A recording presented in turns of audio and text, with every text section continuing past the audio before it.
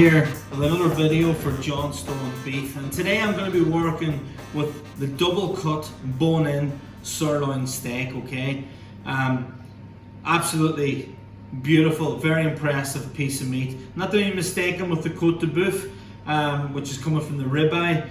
This is the sirloin, which does bring us up in close to the forerib on the meat anyway. Very impressive fat cap, as you'll see on here, and again loads of marbling, which is exactly what you really want to see whenever it comes to buying beef. Okay, really good hallmark of good feeding, and that marbling is what trickles down in through the meat, bringing flavor all the way through. So not too many ingredients whenever it comes to this end of it. Okay, little sel gris, some sea salt all the way around. Another thing that people do is they tend, to forget about this part right here. I love to get a really good even coating of sea salt all over. Now that might look like an awful lot of salt. I'm going to salt fry here today. Just going to let the salt almost suck out the fat, suck out the moisture. It's going to hit the pan, creates a salt crust really. And again, there's an unbelievable depth. There's about 2 inches in depth there in the meat. And you'll have a lovely salty crust, but then you've got that depth in meat that's going to carry it, and you won't regret it. On them with some black pepper, some camp pot pepper. I was fortunate enough to cook at the Guild of Fine Foods last year after the Great Taste Awards, and got my hands on some camp pot pepper. Unbelievable stuff. So that's it. I've had that resting for about an hour. Okay, it's quite soft to the touch. You'll often hear chefs talking about, the softer the meat, the closer it is to rare as it cooks through. Pan has been on here now for a while. I've opened the windows behind me here, you can't see them. It's almost like one of those things that if you don't set off the house alarm, you're not cooking your steak right. So there's a good chance there'll be a few beeps here in a while. I'm going to drop this on right now. I'm going to come back in about 4 or 5 minutes. And the key thing is, do not be afraid to leave that steak on. Right, I've left this now about, I'd say 5 minutes, 4 or 5 minutes. Haven't touched it, haven't moved it. And now the key is to do that, is to leave it. And now is to turn it and see where we're at. And look at that. That's a beautiful crusting right there. And we're going to do the exact same now. Drop it down, step away. And already now, you might not be able to see right into the pan here, okay? But I can already start seeing a lovely little gentle glazing of fat. That's coming down through the marbling in the Johnstone steak. It's coming down into the pan, and that's just a rendering of its own natural beef fat. And we'll leave that now for about 4 or 5 minutes, and then I'm going to start searing the outer ends, and then we'll move on to our sauce. This is the part that a lot of people forget to get a nice little bit of a sear on, okay? Really important though, because the calf fat here, as you'll see, we're going to render down a lot of that fat now. But generally you'd have a cooler pan to render, but we are going to pull down a lot of that fat, and I'm going to finish this sirloin in the oven as well, so that fat will continue to render down and sort of help to cook the meat. But it's imperative that you get a seal on all the exposed ends of your joint, and that way you're not going to be, it's almost going to keep in that moisture. So right the way along here, you'll just move it like so, bit by bit, until you get the whole thing the same color as the 2 flat sides.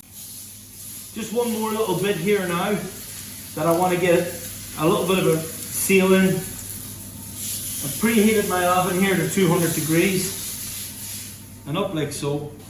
Drop it in. I'm knocking this off for now, but I'm going to make my sauce in this pan. In with that. I'm going to give that about 14 minutes, and I want to cook it medium, just for that's how our house likes it, and probably about 12 minutes if you wanted it medium rare. This pan, we're going to come back to it in a while. I don't want to lose any of that flavour, any of that sediment, so we'll make our peppercorn sauce in this. Peppercorn sauce time now. So what I have here, I have 18 grams of whole peppercorns, white peppercorns, black, pink, green, Szechuan even. This is a nice little mix that I've picked up in the restaurant. But look, If you wanted my opinion on the absolute best, buy whole green peppercorns, make an incredible sauce. 18 grams, more than enough. Again, there's a snippet of fat in there from the beef and from the rendering process, and about 2 decent pinches of canned pot pepper. Just going to smoke these for a few seconds, moving them around, and just try not to lean in over the table. I mean, this way of smoking the peppers, it can, catch in your throat. So you just got to work fast. Now we're going to flambe, and just be careful with this for those that aren't used to it. All right. So there we go. And once we get a wee flambe of brandy, in with about 300 mils of double cream. Give that a wee mix. And now I hit it with some salt. So decent little, 2 good pinches of sea salt. Now I want that to reduce by half, and then we'll finish it off. At this point now, the cream has reduced down by half, and I'm just going to drop in some beef stock that I had, and I'm going to whisk this in. Little Knorr stock cubes are great. A lot of chefs and restaurants would have veal stock, cubes of it maybe frozen. But again, those little stock pots are absolutely excellent if you want to just use that. And let that come up to the boil, and that'll melt in. We're going to knock this off now, and then we'll get it back up to heat for when our meat is rested. So this has been out of the oven now for about 10 minutes. It took a bit longer than the 14 minutes, so I gave it about another 6, so almost 20 minutes all in, and it should be a well-rested medium. Now what I'm going to do to make my life easier as far as carving is concerned, you can see the bone right here. You just run your knife all the way along the back, and you just see how easy it is to take off that little piece of the bone, okay? Now I'm going to flick it around here, give you an intersection cut of it, and that's absolutely fantastic. So again, just from this side, I'll show you. You want to slice it against the grain.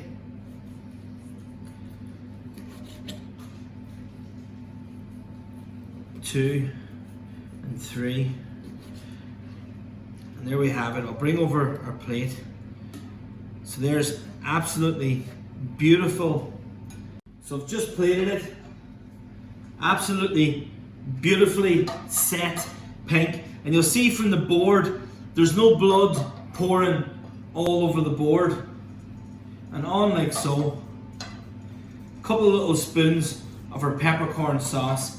And there you have it, a beautiful double thick bone-in Johnstone sirloin steak with a little peppercorn cognac sauce. Absolutely fantastic.